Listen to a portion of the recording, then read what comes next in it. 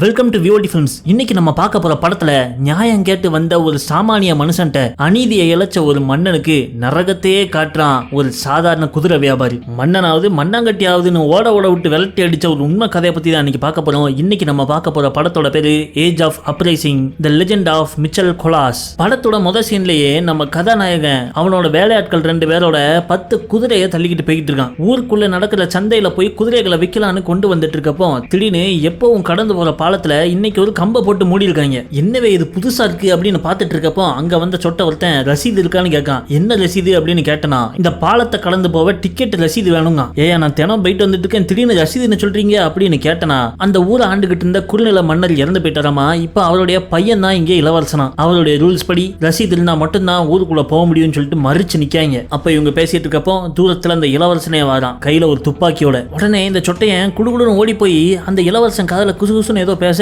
திரும்ப இங்க வந்து நம்ம ஹீரோ காதல ஏதோ சொல்றான். பிறகு நம்ம ஹீரோ எதுவுமே சொல்லாம இந்த சொட்டையாவே தானா இந்த ஆள்கிட்ட ரசீது இல்ல, அதுக்கு பதிலாக 2 குதிரை இங்க விட்டு போறேன்னு சொல்றான். திரும்ப ரசீது வாங்குறதுக்கான பணத்தோட வந்து குதிரையை மீட்டுக்கிறேன்னு சொல்றான். அப்படிங்க நம்ம ஹீரோவோ நான் எப்பவுமே கொடுக்கன்னு சொன்னேன், வேணா உங்களுக்கு என் குதிரையை 30 ரூபாய்க்கு விற்கேன் அப்படின்னு சொல்ல இளவரசன் எதுவும் பேசாம நேரா நம்ம ஹீரோவை பார்த்து துப்பாக்கியை தூக்குறான். ஆனா நம்மாலோ அசராம கண்ணை கூட இமைக்காம அவனே பார்த்துக்கிட்டு இருக்க. துப்பாக்கியை கீழே இறக்கின இளவரசன் சரி ரைட்டு அந்த 2 கருப்பு குதிரையை வேணா விட்டுட்டு இவனை உள்ள விடு அப்படிங்க. உடனே அந்த கிழவன் அங்கிருந்து அந்த 2 கருப்பு குதிரைகளை தள்ளிக்கிட்டு போவ நம்ம கதாநாயகன் அவனுடைய அசிஸ்டன்டான சீசர்ங்கிற ஒருத்தன்ட்ட நான் போயிட்டு காசோட திரும்ப வர குதிரை கூட இருந்து நீ பாத்துக்கோ அப்படின்ட்டு அவன் ஆளை விட்டுட்டு போறான். சரின்னு நம்ம சீசரும் அந்த குதிரைகள் இருக்கிற இடத்துல போய் தங்கிடுறான். அடுத்த நாள் காலையில சீசர் முழிச்சு பார்த்தா அந்த 2 கருப்பு குதிரைகளையும் குடிசையில காணும். எங்க போச்சு அப்படின்னு இவன் அலை அடிச்சு தேடுறப்பதான் வெளியே இருந்து ஒரு குதிரை வர்ற சத்தம் கேக்கு. என்னன்னு ஓடி போய் பார்த்தா அந்த 2 குதிரைகள் மேல ஒரு வண்டியை கட்டி இந்த இளவரசனோட ஆளுங்க அதை லோட ஏத்துற வண்டி குதிரையா பயன்படுத்துறாங்க. அதுவும் கண்ட காட்டுக்குள்ள ஓட்டி கொண்டு வந்திருப்பாங்க போல இருக்க. அது காலெல்லாம் ஒரே ரத்த காயமா இருக்கு. அதை பார்த்த சீசரு உடனே அவனை தள்ளி விட்டு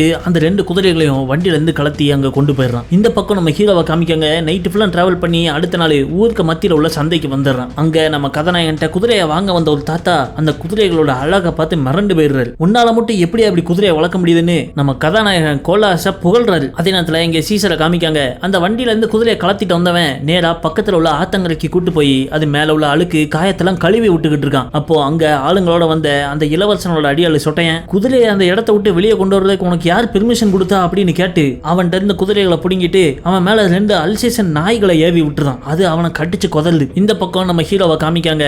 சந்தைகள்ல குதிரைகளை வித்துக்கிட்டு திரும்ப வந்துகிட்டு இருக்கான். ராத்திரி நேரம் ஆயிட்டுங்கறனால வழியிலே ஒரு இடத்துல ஹால்ட்ட போடுறான். அப்போ நைட் அவன் உட்காந்து பைபிளை வாசிச்சுக்கிட்டு இருக்க அவன் கூட இருந்த இன்னொரு அசிஸ்டன்ட் ஜூலியஸ் என்ன வாசிக்கீங்கன்னு கேட்கான். இது ஒரு லத்தீன் மொழியில எழுதப்பட்ட பைபிள் அப்படின்ட்டு அவனுக்கும் லைட்டா படிக்க சொல்லி தரான். அடுத்த நாள் காலையில வாக்கல நம்மால நேரா வீட்டுக்கே வந்துடுறான். அங்க வந்து தன்னுடைய மனைவி கவனிப்புல நல்லா சாப்பிட்டு போட்டு பிறகு காலையில எந்திரிச்சு காசு எடுத்துக்கிட்டு அவனுடைய கருப்பு குதிரைகளை மீட்கலாம்னு சொல்லிட்டு இளவரசரோட கோட்டைக்கு போறான். அங்க போய் பார்த்தா பன்னிகளை அடைச்சு போட்டுருக்கிற அதே இடத்துல இவன் குதிரைகளும் அடைச்சு வச்சிருக்கான். அதுவும் அந்த 2 குதிரைகளும் ரொம்ப மோசமான நிலைமையில இருக்கு. உடனே இவன் விட்டுட்டு போன இவன் நண்பன் சீசரை தேடுறான். அவனையும் ஆளை காணோம். நேரம் அந்த கோட்டைக்குள்ள போய் இந்த சொட்டையன் இருக்கானே அவனை பிடிச்சி என் குதிரையை இந்த நிலைமையில இருக்கு அப்படின்னு கேட்டா, நீ விட்டுட்டு போனியே சீசர் ஒருத்தன் அவன் குதிரைகளை திருடிக்கிட்டு ஓட பார்த்தான், நாங்க கஷ்டப்பட்டு விரட்டி பிடிச்சோம், குதிரைகளை தான் பிடிக்க முடிஞ்சது, அவன் எஸ்கே போயிட்டான் அப்படிங்க. அதை நம்ம ஹீரோ நம்பாட்டி போலன்னு சொல்லிட்டு இவனுங்க பாட்டு போயிடறானுங்க. நேயா இது நமக்கு இப்படி ஆயிட்டு அப்படின்னு சொல்லிட்டு கரெக்டா வெளியே வர்றப்போ அங்க இளவரசன் குதிரையில கடக்கணும் வரான். அவன்கிட்ட போய் நம்ம ஹீரோ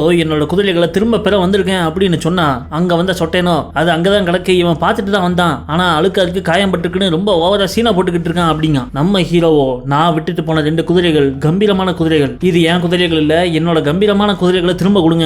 ஆனா அதை கேட்டும் கேட்காத மாதிரி அந்த இளவரசன் அங்கிருந்து போவ அப்ப குதிரையில ஏறின நம்ம ஹீரோ அவன் கையில கொண்டு வந்து ஒரு பேப்பரை காமிக்கான். பாலத்தை கடந்து வர்றதுக்கு ரசீது கட்டணும்னு எந்த ஒரு ரூல்ஸுமே இல்ல, என்ன நீங்க ஏமாத்திருக்கீங்க, நான் கொடுத்த குதிரையை மறுபடியும் திரும்ப தாங்க அப்படின்னு கேட்கான். அதை கண்டுக்காத மாதிரி இளவரசன் கோட்டைக்குள்ள போயிடுறான். கடுப்பான ஹீரோ நேரா அந்த ஊரோட வக்கீல் ஒரு தட்ட போறான். அப்படி போற வழியில அவனுக்கு இவனோட நண்பன் சீசரும் கிடைச்சிட்டான். அவனையும் நேரா கூட்டு போய் வக்கீல் முன்னாடி நின்று என் நண்பனை என்ன பண்ணிருக்காங்க பாருங்க அப்படின்னு சொல்லிட்டு சட்டையை கலத்த சொல்றான். அதுக்கு நம்ம சீசரும் சட்டையை கலத்தி காமிச்சா உடம்பு ஃபுல்லா நாய்க்கடி கீரல்கள். சட்டத்துக்கு புறம்பா என்கிட்ட டிக்கெட் ரசீதுன்னு சொல்லிட்டு ஏமாத்தி என் குதிரைகளை வாங்கி அதுகளை நாசம் பண்ணதோட இல்லாம என் நண்பனையும் நாயை விட்டு இப்படி காயப்படுத்திருக்காங்க. இவங்களுக்கு எதிராக நான் கோர்ட்ல கேஸ் போடணும், அதுக்கு நீங்க தான் உதவணும் அப்படின்னு சொல்லிட்டு அந்த வக்கீலுக்கு காசை கொடுக்கான். சரின்னு அவரும் டீடைல்ஸ்களை எழுத ஆரம்பிக்க அதெல்லாம் சொல்லி முடிச்சுட்டு திரும்ப வீட்டுக்கு வந்த நம்ம ஹீரோ அன்னைக்கு அவங்க வீட்டுல செனையா இருந்த குதிரை ஒண்ணு குட்டி போடுது. அதுக்கு பிரசவம் பார்க்கற நம்ம ஹீரோ பிறகு குடும்பத்தோட உட்காந்து அந்த குட்டியை ரசிச்சிட்டு இருக்காங்க. அப்ப இவங்க வீட்டுக்கு அந்த வக்கீல் வரான். என்னன்னு கேட்டனா அந்த இளவரசனோட சொந்தக்காரன் ஒருத்தன் கோர்ட்ல கோர்ட்ல பெரிய ஆளாம், அதனால இந்த கேஸை எடுக்க முடியாதுன்னு நிராகரிச்சிட்டாங்க. இதுக்கு மேல என்னால உனக்கு உதவ முடியாதுன்னு சொல்லிட்டு அந்த கோர்ட்ல இருந்து திரும்பி எழுதி கொடுத்த கடிதத்தை நம்ம ஹீரோட்ட கொடுத்துட்டு வக்கீல கிளம்பிடுறாப்ல. அப்ப வெளியே வந்த அவருடைய மனைவி இவர் முகம் வாடி இருக்கிறத பத்தி என்னாச்சுன்னு கேட்க இந்த கடிதத்தை கையில கொடுத்துட்டு ஹீரோ அங்கிருந்து நடந்து போயிடுறான். என்னன்னு வாசிச்சனா, அந்த இளவரசரு இவனோட குதிரையை எந்த வகையிலும் பிடிச்சு வைக்கல, இவனா போய் அந்த குதிரைகளை வாங்கிக்கலாம், இல்லனா இவன் சொல்ற இடத்துல அவர் ஆளை விட்டு குதிரைகளை டெலிவர் பண்ணிடுவாரு. இதுக்கு மேல இந்த மாதிரி கம்ப்ளைண்ட் கேஸ் எல்லாம் எடுத்துக்கிட்டு கோலாசு கோர்ட்டுக்கு வரக்கூடாது, அப்படி வந்தனா அவனை கைது பண்ணுவோன்னு எழுதியிருக்கு. இதை கேட்ட நம்மாலு வெறியோட உச்சத்துக்கு போயிடுறான். அடுத்த நாள் தன்னுடைய பக்கத்து வீட்டுக்காரன், அதாவது பக்கத்து நிலத்துக்காரன்ட்ட இவனோட வீடு மொத்த நிலம் எல்லாத்தையும் விற்கிறான். இந்த செய்தியை கேட்டு இவனோட மனைவி ஆடி போயிடுறாங்க. நைட்டு தூங்க வர்ற கணவர்கிட்ட, என்னையா எல்லாத்தையும் வித்துட்டு எங்களையும் விட்டு போயிடலான் இருக்கியா அப்படின்னு கேட்டா, எனக்கு நீதி வேணும், எனக்கு எதிராக அநியாயம் பண்ணிருக்காங்க, அது என்னால பொறுத்துக்க முடியாது அப்படின்னு சொல்ற நம்ம ஹீரோ அடுத்த நாள் இந்த ஊருக்கு இளவரசி வராங்களாம். அவங்கள போய் நேர்ல பார்த்து புகார் கொடுக்க போறேன் அப்படிங்க. இவன் ஏதோ இந்த ஊரோட குறுநில மன்னனோட பையன் இளவரசன், சரி, ஆனா நாளைக்கு வர்றது அந்த நாட்டோட இளவரசி, அவங்கள சுத்தி பலத்த பாதுகாப்பு இருக்கும், அதையெல்லாம் தாண்டி ஒரு சாமானியனால அவங்கள சந்திக்கவே முடியாது, நீங்க போனீங்கன்னா உங்களுக்கு பெரிய ஆபத்து, சொன்னா கேளுங்க, நான் போறேன், ஒரு பெண்ணோட கவலையை இளவரசியால புரிஞ்சுக்க முடியும், நீங்க உங்களோட புகார் கடிதத்தை என்கிட்ட தாங்க, அதை கொண்டுட்டு நானே போய் கொடுத்துட்டு வரேன் அப்படிங்காங்க. சரின்னு அடுத்த நாள் காலையில அவர் மனைவிட்டையே புகார் கடிதத்தை கொடுத்து விட்டுறாரு. இவர் தன்னுடைய பொண்ணோட சேர்ந்து காட்டுக்குள்ள போய் குட்டி போட்டுச்சு அந்த குதிரையும் குட்டியும் மேய்ச்சிக்கிட்டு இருக்க, அப்ப மத்தியான நேரம் போல வேகம் ஒரு குதிரை வண்டி இவங்க வீட்டை நோக்கி போகுது. அதை பார்த்த உடனே இவருக்கு ஏதோ ஒண்ணு தப்புன்னு புரிஞ்சுட்டு குதிரை எடுத்துக்கிட்டு வேகமா அவரோட வீட்டுக்கு போய் பார்த்தா வீட்டு வாசல்ல அவருடைய மனைவி ரத்த கலரியா கிடக்காங்க. இவர் பின்னாடியே ஓடி வந்த இவர் பொண்ணு அம்மா இப்படி இறந்து கிடக்கிறத பார்த்து அப்படியே ஷாக் ஆயிடுறான். அன்னைக்கு சாயங்காலமே அவனுக்கு நெருக்கமான ஆளுகளை கூப்பிட்டு ஒரு சர்ச் பாதிரியம் கூப்பிட்டு மனைவியோட உடம்ப அடக்கம் பண்ணிடுறாப்ல. பிறகு தம் பொண்ணோட பொட்டி புடுக்க எல்லாம் பேக் பண்ணி குதிரை வண்டியில ஏத்தி அந்த சர்ச் ஃபாதர் கூட அனுப்பி விடுறாரு. கொஞ்ச நாளுக்கு அப்பாவை தேடாத, எல்லாம் முடிஞ்ச பிறகு நானே உன்னை கூப்பிட வரேன் அப்படின்னு அவர் சொல்ல, நான் இந்த வீட்டிலே தனியா வாழ்ந்துக்கிடுவேன் அப்படிங்க. சொன்னா கேளுமா, இந்த வீட்டுல இருக்கிறது உனக்கு ஆபத்து அப்படின்னு சொல்லிட்டு அவர் பொண்ணை சர்ச்சிலே தங்குறதுக்கு ஃபாதர் கூட அனுப்பி விட்டுறாரு. பிறகு தனக்கு கீழே வேலை பார்க்குற அந்த சீசர் ஜூலியஸ் அது போக இன்னொரு 2 பேரையும் கூப்பிட்டு இவ்வளவு வருஷமா தான் வீட்டுல திறக்காத ஒரு ரூம் ஒண்ணு திறக்கிறாரு. அங்க ஒரு பெரிய சாக்கு மூட்டை ஒண்ணு இருக்கு. அந்த சாக்கு மூட்டையை திறந்தா உள்ள இருந்து வாளு, அருவாளு, கயிறு, கம்பு எல்லா வெப்பன்ஸும் வெளியே வருது. ஆளுக்கு ஒரு ஆயுதத்தை எடுத்துக்கிட்டு உடம்புல மாட்டிக்கிட்டு போருக்கு போற மாதிரி ரெடியா வராங்க. பிறகு ஆளுக்கு ஒரு குதிரையில ஏறிக்கிட்டு அந்த இடத்த விட்டு கிளம்புறாங்க. நைட்டு போற வழியில கடும் மழை, அதெல்லாம் கண்டுக்காம நனைஞ்சுக்கிட்டே போனவங்க அதிகாலை விடியறதுக்குள்ள அந்த இளவரசரோட கோட்டைக்கு போய் சேர்ந்துடுறாங்க. அங்க நைஸ் போல வெளியே குதிரைகளை கட்டிக்கிட்டு கையில சாமானோட கோட்டைக்குள்ள இறங்குறாங்க. கண்ணில் பறவைங்களை எல்லாம் குத்தி தூக்குறாங்க. அப்ப நம்ம ஹீரோ அங்க இருக்கிற ஒரு ரூமுக்குள்ள போறான். அங்க ஒரு கணவன் மனைவி இருக்காங்க. அதுல மனைவி கையில ஒரு பச்சை குழந்தைய வச்சு நிக்காங்க. ஆனா மனைவியை இழந்த வெறியில இருந்த நம்ம ஆளோ அந்த ரூம்ல இருந்த பொண்ணை கண்ணை மூட சொல்லிட்டு அங்க வாழை தூக்கிட்டு நின்ன கணவனை ஷட்டார்னு அடிச்சு கொண்டுதான். நம்ம ஹீரோவோட கூட்டத்துல 2 மொட்டை தலைவங்க இருக்காங்க. 2 பேரும் அண்ணன் தம்பி, சைலண்ட் கில்லர்கள். கையில ஒரு வில்லு அம்ப வச்சுக்கிட்டு சைலண்டா நவுண்டு போய் சத்தமே போடாம அங்க இருக்கிறவங்களை கொண்டுகிட்டு இருக்காங்க. அந்த இடத்துல உள்ளவங்க எல்லாம் கொண்டு முடிச்சுட்டு நம்ம ஹீரோவும் ஜூலியஸும் வெளியே கீழே இறங்கி வராங்க. அப்ப மாடிப்படியில ஒரு பைய கையில வாளோட நிக்கான். ஆனா இவங்களை பார்த்து பதறி போய் தன்னை காத்துக்கிறதுக்காக கையில வாழை வச்சிருக்கான். உடனே நம்ம ஹீரோ அந்த பையன்ட்ட வாழை கீழே போடு அப்படிங்கவும் அவன் கீழே போட்டான். அவன் கையில ஒரு லக்கேஜை கொடுத்து இதை தூக்கிட்டு முன்னாடி நடந்து போ அப்படிங்க. அவனும் சரி உயிர் பழச்சோம் அப்படின்னு சொல்லிட்டு முன்னாடி நடந்து போய்கிட்டு இருக்க கரெக்டா பில்டிங் விட்டு வெளியே வரவும் அங்க காத்துட்டு இருந்த அந்த மொட்டையனுங்க சட்டுன்னு அம்பு விட்டு உனக்கு கொண்டுறாங்க. பிறகு இவங்க அந்த கோட்டை பூரா அலசிட்டாங்க, யாரையும் காணும். அப்ப அங்க ஒரு பேஸ்மெண்ட் தெரிய ஏணிப்படியா போட்டு கீழே இறங்கி போனா அங்க ஒரு குட்டி நாய் ஒண்ணு சுத்திக்கிட்டு இருக்கு. ஆக சீசர் மேல விட்ட பெரிய நாய் இங்கதான் இருக்கும் அப்படின்னு சொல்லிட்டு அங்க மூடி இருக்கிற கதவு வழியா அப்படியே எட்டி பார்க்காங்க. அந்த இளவரசரோட கையால சொட்டத்தலையன் அவன் ஆளுங்களோட அந்த 2 அல்சேஷன் நாயை வச்சுக்கிட்டு உட்காந்துருக்கான். அதுகளை பார்க்க நம்ம சீசருக்கு வெறியாருது. அப்ப இந்த மொட்டையனுங்க 2 பேரும் கையில உள்ள அம்பு வச்சு பொறுமையா அப்படி கதவை ஓட்ட வழியா ஏம் பண்ணி அந்த நாய்களை போட்டுதாங்க. பிறகு கதவை தொடர்ந்து இந்த ரூமுக்குள்ள போய் அங்க இருந்த ஒருத்தன் விடாம எல்லாரையும் சொல்லிய முடிச்சிடுறாங்க. ஆனா இவங்க தேடி வந்த இளவரசனை மட்டும் ஆள காணும். அந்த இளவரசன் இவங்க வந்து தெரிஞ்சு அந்த இடத்தை விட்டு ஓடிட்டான் போல இருக்க. அதனால அவனை தேடி இவங்க பின்னாடியே கிளம்புறாங்க. அப்ப இந்த கோட்டையில இருந்த அப்பாவிகள் சில பேரு நாங்களும் உங்க கூடயே வரோம் அப்படின்னு நம்ம கதாநாயகன் சொல்ல அவன் பதில் எதுவும் சொல்லாம கிளம்பி போயிடுறான். இவங்களும் பின்னாடியே ஃபாலோ பண்ண ஆரம்பிச்சிடுறாங்க. அப்படியே இவங்க காட்டு வழியா போயிட்டு இருக்க எதிரில் ஒரு கூட்டத்தை பார்க்காங்க. ஒரு 3-4 பேரு காட்டுக்குள்ள வேட்டையாடிக்கிட்டு இருக்காங்க. அவங்க மிச்சல் கோலாஸ் வந்திருக்கான் அப்படின்னு தெரியவும் ஓடி வந்து நம்ம சீசர்ட்ட ஒரு பண்ணி ஒண்ணு கிஃப்டா கொடுக்காங்க. கோலாஸ்க்கு கிஃப்ட் எல்லாம் பிடிக்காது, இந்த பண்ணிக்கு எவ்வளவு ஆகும் சொல்லி நாங்க காசு கொடுத்துறோம் அப்படின்னு சீசர் சொல்ல, அட சும்மா வச்சுக்கோங்கண்ணே அப்படின்னு சொல்லிட்டு அந்த பண்ணியை கொடுத்த ஆளு போய் உட்கார்றான். அவன் ஒரு தாத்தா அப்புறம் ஒரு மாடை 3 பேர் வரிசையா உட்காந்துருக்காங்க. அப்ப நம்ம சீசரு இங்க யாருக்கு சண்டை போட தெரியும் அப்படின்னு கேட்க ஆளா மாடை எந்திக்கான். அப்ப அந்த தாத்தாவும் பண்ணியை கொடுத்தவன எந்திச்சு நிக்க இங்க யாரு போருக்கு போயிருக்கீங்க அப்படின்னு கேட்டா யாருமே போனது கிடையாது. அப்ப நம்ம சீசரு அரசாங்கத்துக்கு எதிராக போராட்டம் பண்றவங்கள அரசு என்ன பண்ணு தெரியுமில, கண்ணெல்லாம் புடிங்கி விட்டு கைத்துல தொங்க விட்டுருவாங்க அப்படின்னு சொல்லிக்கிட்டு இருக்க, எப்படியும் நாங்க வாழ்ற வாழ்க்கை நரக மாதிரி தான் இருக்கு, அதுக்கு நாங்க சண்டை போட்டு ஒரு வீரனா சாவறோம் அப்படிங்காங்க. ஆனா நம்ம சீசரோ இந்த 3 பேர்த்துல இந்த மாடனை மட்டும் அவங்க டீம்ல வர சொல்றான். ஏன்னா அவன் தான் பார்க்க மாட்டுத்தனமா இருக்கான். அப்போ அந்த பண்ணியை கொடுத்த வெஞ்சு வந்து என்னையும் சேர்த்துக்கோங்க தல அப்படிங்க. அதுக்கு சீசரோ உனக்கு முதல்ல சண்டை போட தெரியுமாலே அப்படின்னு சொல்லிட்டு கையில வாழை கொடுத்து சண்டை போட சொல்றான். அதை கையிலே வாங்காத அந்த ஆளு நான் கத்துக்கிடுவேன் அப்படிங்க. சரியா போச்சு போ அப்படின்னு சொல்லிட்டு இவங்க அங்கிருந்து கிளம்ப போக அந்த ஆளோ சீசல்கிட்ட நான் உடனே மிச்சல் கொலாசாரை பார்க்கணும், அவர்கிட்ட ஒரு முக்கியமான விஷயத்த சொல்லணும், நீங்க தேடிட்டு இருக்கீங்களே இளவரசன், அவன் எங்க இருக்கான்னு எனக்கு தெரியும் அப்படிங்க. எங்கன்னு பார்த்தா அந்த ஊர்ல இருந்து 10 கிலோமீட்டர் தள்ளி இருக்கிற கன்னியாஸ்திரிகள் மட்டும் வாழ்ற ஒரு சர்ச்சுக்குள்ள போய் ஒளிஞ்சிருக்கான். மிச்சல் கொலாசு இவனை போடுறதுக்காக ஆளுகளை தளர்த்திக்கிட்டு சர்ச்சை நோக்கி வராங்கிறது அங்குள்ள கன்னியாஸ்திரிகளுக்கு தெரிஞ்சிருது. உடனே அபாய ஒளி அடிக்காங்க. மணி அடிச்ச உடனே அங்க இருந்த கன்னியாஸ்திரிகள்லாம் எல்லாம் ஒரே ரூம்ல அசம்பிள் ஆகுறாங்க. அப்போ வெளியே நம்ம கொலாசோட ஆளுகளோ அம்புல நெருப்பை வச்சுக்கிட்டு எல்லாரும் லைனா நிக்காங்க. 1 2 3ன்னு சொல்லவும் எல்லாரும் அம்ப தாறுமாற விட எல்லாம் அந்த சர்ச்சில் போய் விழுந்து அந்த சர்ச்சை தீப்பிடிச்சு எரிய ஆரம்பிக்கு. அது புனிதமான இடங்கள்னால உள்ள போய் ரத்தக்கரை ஆக்க கூடாதுன்னு வெளியே இருந்து இவங்க தீய வச்சு விட்டாங்க. நெருப்பை வச்சா உள்ள இருக்கிறவங்க எப்படியும் வெளியே வந்துதானே ஆகணும்ட்டு தீயை எரிய விட்டு இவங்க காட்டுக்குள்ள போய் பதுங்கி இருக்காங்க. அதே நேரத்துல காட்டுக்குள்ள சர்ச்சோட அந்த திசையில இருந்து இன்னொரு குரூப் வருது. இது நம்ம இளவரசரை பாதுகாப்பா கூட்டு போறதுக்காக இளவரசியை அனுப்பி விட்ட ஒரு சின்ன வீரர் கூட்டம். அவங்க 30-40 பேர் கிட்ட இருக்காங்க. எல்லாம் கையில ஆயுதங்களை வச்சுக்கிட்டு காட்டு வழியா நடந்து வந்துகிட்டு இருக்காங்க. அவங்க சர்ச்சோட பின்வாசல்ல வந்து சேரவும் அங்க இருந்த ஹெட் கன்னியாஸ்திரி நம்ம இளவரசனுக்கு கன்னியாஸ்திரி மாதிரியே பொம்பளை வேஷம் போட்டு விட்டு மூஞ்சி முகலையெல்லாம் மறைச்சு பொண்ணு மாதிரி ஆக்கி அந்த வீரர் கூட்டத்தோட அனுப்பி விட்டுருந்தாங்க. இங்க நம்ம ஆளுங்களோ காட்டுக்குள்ள பதுங்கி இருக்கிறப்போ ஒரு குதிரை காட்டை நோக்கி வருது. அதை பார்த்த உடனே கதாநாயகன் கோலாசி வெளியே ஓடி வர்றாரு. யாருன்னு பார்த்தா குதிரையில வர்றது இவருடைய பொண்ணு. அந்த சர்ச் ஃபாதரே அவளை திரும்ப கூட்டு வந்துட்டாரு. நம்ம கொலாஸ்ட உங்க பொண்ணு உங்களை பார்க்காம இருக்க முடியாதுன்னு நைட்டு ஃபுல்லா தூங்க மாட்டுக்கா, அதனால தான் திரும்ப உங்கள்கிட்டயே கூட்டு வந்துட்டேன் அப்படிங்க. அது மட்டும் இல்லாம கொலாசு பக்கத்து நிலத்துக்காரன்ட்ட தன்னுடைய வீடு நிலம் எல்லாத்தையும் வித்தானே, அவனுக்கு நம்ம கொலாசோட நிலமோ வீடோ தேவையில்லையாமா. நீங்க எப்போ திரும்ப வந்து வாங்கிக்கிட்டாலும் அவர் திரும்ப உங்ககிட்டே விற்க ரெடியா இருக்காரு அப்படிங்க. இதை உட்காந்து இவங்க பேசிக்கிட்டு இருக்க அங்க வர்ற சீசரு இளவரசன் பின்வாசல் வழியா ஓடி போயிட்டான் அப்படிங்க. அடங்கொன்னியா அப்படின்னு சொல்லிட்டு இவங்க உடனே ஆளுகளை கூப்பிட்டுட்டு அந்த பக்கமா போய் பார்த்தனா மலையோட பள்ளத்தாக்குல ஒரு 30 வீரர்கள் குதிரை வண்டிகளை போய்கிட்டு இருக்காங்க. நம்ம கொலாசோ இங்க இருந்து அவனோட குரூப்பை அனுப்பி விடுறான். கொலாசு தான் பொண்ணோட மலை மேல நின்று அந்த சண்டையை பார்க்க இங்க இருந்து கிளம்புன இவனோட கேங்கோ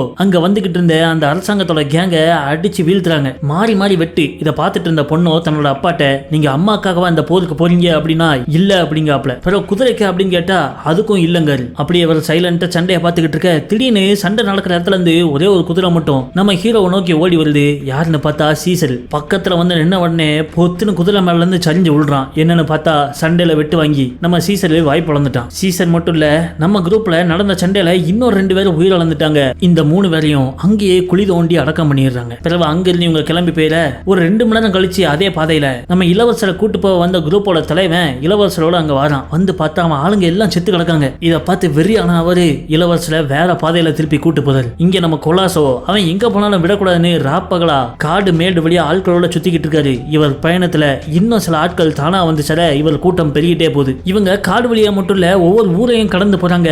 ஆனா அப்படி ஒரு ஊரை கடக்கிறப்போ ஒரு சம்பவம் ஆயிட்டு. இவங்க ஆளுகளை எவனோ ஒருத்தன் அந்த ஊர்ல இருக்கிற ஒரு கடைக்குள்ள போய் அட்ராசிட்டி பண்ணி காசு கொடுக்காம பொருளெல்லாம் அடிச்சு புடுங்கி சாப்பிட்டது மட்டும் இல்லாம அவன் வீட்டிலையும் ஒரு சம்பவத்தை பண்ணி விட்டுருந்தான். இந்த விஷயம் கொலாஸ்க்கு தெரிய வர தன்னுடைய ஆட்களை எல்லாத்தையும் அந்த ஊர் மக்கள் முன்னாடி நிப்பாட்டி நம்ம ஒரு குரூப்பா கிளம்பி போறவங்கனால நம்ம ரவுடிகள் கிடையாது, எளியவன்ட்டு அடிச்சு புடுங்கிறது தான் அந்த இளவரசம் பண்ணா, அதுக்கு எதிராக தான் நம்ம இப்ப போராடி போய்கிட்டு இருக்கோம். இப்ப நம்மளே அதை பண்றது பெரிய தப்பு. அப்போ பாதிக்கப்பட்ட அந்த ஊர்க்காரனை முன்னாடி கூப்பிட்டு உன் வீட்டையும் கடையும் சூறையாடினது எவன் அப்படின்னு கை காமிக்க சொல்ல அவன் நேரா அந்த அண்ணன் தம்பி மொட்டையனுங்கள்ல ஒருத்தனை கையை காமிக்கான். அவனை நேரா கொண்டு போய் ஒரு குதிரையில உட்கார வச்சு பக்கத்துல உள்ள மரத்துல கைத்தை கட்டி கைத்தோட இன்னொரு முனையை அவன் கழுத்துல கட்டி தொங்க விட்டுதான். எளிய மக்கள்கிட்ட அநியாயம் பண்றவனுக்கு இதுதான் தண்டனை அப்படின்னு சொல்ல அவனுடைய தம்பி மொட்டையன் நம்ம ஹீரோவை வெறியோட பார்க்கான். ஆனா மரண தண்டனை கொடுத்தது கொலாசு. அவனை எதிர்த்து எதுவும் பேச முடியாதுங்கிறனால அமைதியா இருக்கான். அப்ப அங்க வர்ற ஒரு ஃபாதர் தப்பு பண்ண ஒரு ஆளை தூக்குல போடுறதுதான் உன்னோட நியாயமா, உனக்கும் நீ தேடி போறவனுக்கும் எந்த வித்தியாசமும் இல்ல ஆச்சா பூச்சான்னு சொல்லி அங்குள்ள மக்கள் மனசெல்லாம் மாத்த அப்ப நம்ம கொலாசு அந்த ஃபாதரை பார்த்து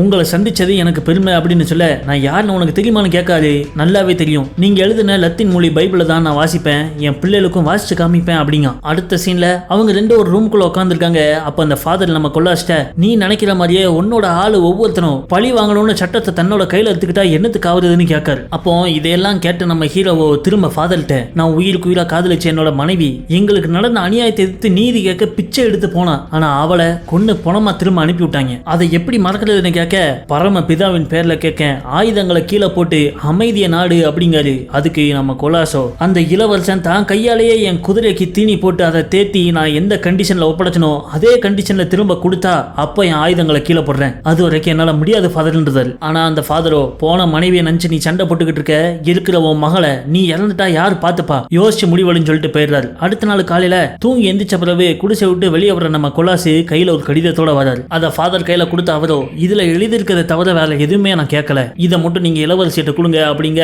அவரும் ஓகேன்னு சொல்றாரு. இத தூரத்துல உட்காந்து பாத்துக்கிட்டு இருந்த அந்த தம்பி மொட்டையன் இவ்வளவு நாள் இவனுக்காக சண்டை போட்டு அண்ணனை இழந்து இப்போ இந்த ஆளு சமாதானமா போறானேன்னு கடுப்புல குதிரை எடுத்துட்டு அங்கிருந்து கிளம்பிடுறான். இங்க ஃபாதரோ அந்த கடிதத்தை வாங்கிட்டு குதிரை வண்டியில ஏறினவரு ஆண்டவர் உன்னை வழி நடத்துவாரு அப்படின்னு சொல்லிக்கிட்டு இருக்க. நன்றி ஃபாதர், ஆனா நான் சொன்ன மாதிரி என்னோட குதிரைய இளவரசன் தான் கையாலேயே தீனி போட்டு எப்போ அதை தேத்துறானோ அப்படின்னு சொல்ல. அதை கேட்ட ஃபாதரு நீ திருந்த மாட்டல அப்படின்ட்டு வண்டியை கிளப்பிட்டு போயிடுறாரு. அடுத்த நாள் நம்ம கொலாஸோட கேங்குக்கு ஒரு கடிதம் வந்து சேருது. அதுல இளவரசி நம்ம மிச்சல் கொலாஸ் கோர்ட்ல போட்ட கேஸ திரும்பவும் புதுசா நடத்த சொல்லி உத்தரவிட்டிருக்காங்க. ஆனா நம்ம கொலாசி ஆயுதங்கள் எல்லாம் கீழே போட்டு அந்த புரட்சியை விட்டா மட்டும்தான். அதே மாதிரி கேஸ்ல கொலாஸ் மேலதான் தப்பு இருக்கு அப்படின்னு தெரிஞ்சனா சட்டத்தை கையில் எடுத்ததுக்கு அவனுக்கு தக்க தண்டனை கொடுக்கணும்னு, ஒருவேளை கொலாஸ் பக்கம் தான் நீதி இருக்குன்னு தெரிஞ்சதுன்னா அவருக்கு ஏற்பட்ட இழப்புக்கு இழப்பீடு கொடுத்து நம்ம கொலாஸ் கூட சேர்ந்து போராட்டம் பண்ண எல்லாரையும் மன்னிக்கிறதாவும் எழுதியிருக்கு. இதை பார்த்த அவரு நம்ம போராடினதுக்கு இறுதியா ஒரு நீதி கிடைச்சிச்சு அப்படின்னு இளவரசியோட கடிதத்தை தன்னோட ஆளுங்க எல்லாரையும் கூட்டி நிப்பாட்டி அவங்க முன்னாடி காமிக்காரு. பிறகு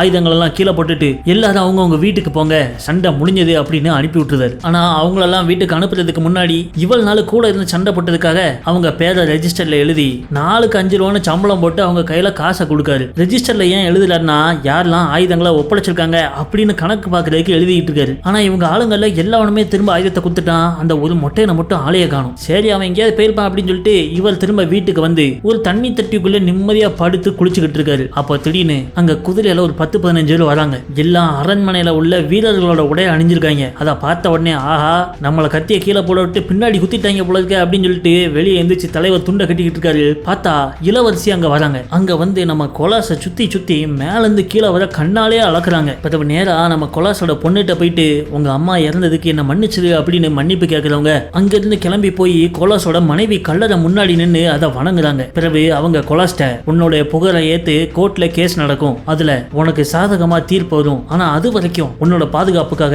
நான் 2 வீரர்களை உன் வீட்டுல விட்டுட்டு போறேன் அப்படிங்காங்க. அப்படியே 2 நாள் கழிச்சு நம்ம ஹீரோ தன்னோட பொண்ணை கூப்பிட்டுக்கிட்டு மறுபடியும் சந்தைக்கு போலான்னு வண்டியில ஏறிக்கிட்டு இருக்க. அப்ப அங்க இளவரசியை வச்சிருந்த செக்யூரிட்டி கார்டு ஒருத்தன் குதிரையில வரான். நீங்க புரட்சிக்கு சேர்த்திருந்த கூட்டத்துல இருந்த எவனோ ஒருத்தன் ஆயுதங்களை சரண்டர் பண்ணாம அரண்மனையில வேலை பார்க்கிற 2 பெரியாட்களோட வீட்டுக்குள்ள போய் கொள்ளையடிச்சு அவங்கள கொலை பண்ணிருக்கான். அப்படிங்கவும் அதுக்கு எனக்கு என்னுடைய சம்பந்தம் அப்படின்னு ஹீரோ கேட்காப்ல அவன் பண்ண குத்தம் உங்களை தான் சேரும், உங்களுக்கு இளவரசி கொடுத்திருந்த வார்த்தை எல்லாம் மறந்துருங்க அப்படின்னு சொல்லிட்டு போறான். அதை கேட்ட உடனே நம்ம ஆளு பிரச்சனையில மாட்டிக்கிட்டான்னு தெரியுது. குதிரை வண்டியில இருந்து அப்படியே கீழே இறங்கி தன்னோட பொண்ணை திரும்ப வீட்டுக்குள்ளே அனுப்பிடுறாரு. இதுக்கு மேல இந்த இடத்துல இருந்தா இளவரசியோட ஆட்கள் கண்டிப்பா இவரை கொண்டு போய் கொன்றுவாங்கன்னு தெரிஞ்சு நைட்டோட நைட்டா தான் பொண்ணை கூட்டிட்டு வீட்டுக்கு எதிர் திசையில உள்ள காட்டுக்குள்ள தப்பிச்சு ஓடுறாரு. பனி மழை பார்க்காம நிக்காம ராப்பாகலா இவங்க போயிட்டே இருக்காங்க. ஒரு கட்டத்துல இவங்களால போக முடியல, சோர்வு. சரி கொஞ்ச நேரம் படுத்து தூங்குமே கண்ணை மூடி தூங்குனா பின்னாடியே குதிரைகள் வர்ற சத்தம் கேக்கு. நம்ம ஹீரோ கண்முழிச்சு பார்த்தா எய்தாப்ல ஒரு 50 குதிரை கிட்ட நிக்கி. அப்படியே நம்ம ஹீரோவையும் அவர் பொண்ணையும் வண்டியில தூக்கி போட்டு கையில விலங்கு மாட்டி கூட்டு போறாங்க. அப்படி போயிட்டு இருக்கப்போ ஒரு இடத்துல பிரேக்குக்கு நிக்காங்க.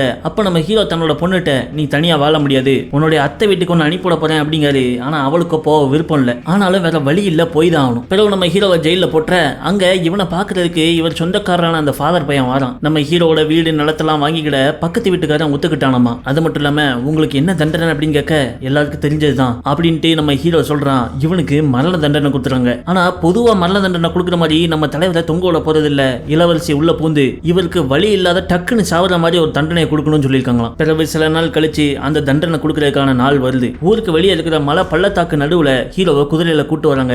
அங்க ஒரு 10-20 இளவரசியோட ஆட்கள் வெயிட் பண்ணிக்கிட்டு இருக்காங்க. நம்ம ஹீரோட பொண்ணும் கூட வரா. 2 பேரும் கீழே இறங்கி வர அங்க ஒரு பெரியவர் இருக்காரு. அவர் தான் இளவரசியோட உத்தரவை செயல்படுத்த போறாரு. நீ கேட்ட நீதி உனக்கு கிடைச்சிட்டு அப்படின்னு சொல்லிட்டு பின்னாடி திரும்பி பார்த்தா அங்க நம்ம ஹீரோவுடைய அந்த 2 கருப்பு குதிரைகளும் எப்படி விட்டானோ அதே நிலைமையில திரும்ப வந்து நிக்கி. அதை நம்ம ஹீரோ கையில ஒப்படைச்சோட இல்லாம அங்க இளவரசனும் குதிரையில நிக்கான். அவன் கையில விலங்கு மாட்டி வீரர்களோட அனுப்பி விட்டுறாங்க. நம்ம ஹீரோக்கு அவன் பண்ண அநீதிக்காக அவனுக்கு 2 வருஷம் சிறை தண்டனை கொடுத்துட்டாங்க. அது மட்டும் இல்லாம நம்ம ஹீரோ பட்ட பாடுக்கு இழப்பீடா அதுக்கேத்த மாதிரி காசும் கொடுக்காங்க. அந்த காசை வாங்கிட்டு போய் ஹீரோ நேரா அவன் சொந்தக்கார ஃபாதர்கிட்ட கொடுத்து இதை வச்சு என் பொண்ணை பத்திரமா பாத்துக்கோ அப்படிங்காரு. பிறகு இவனோட பணியாளு சீசர் மேல நாயை விட்டாங்களே அதுக்கும் இழப்பீடு காசு கொடுக்காங்க.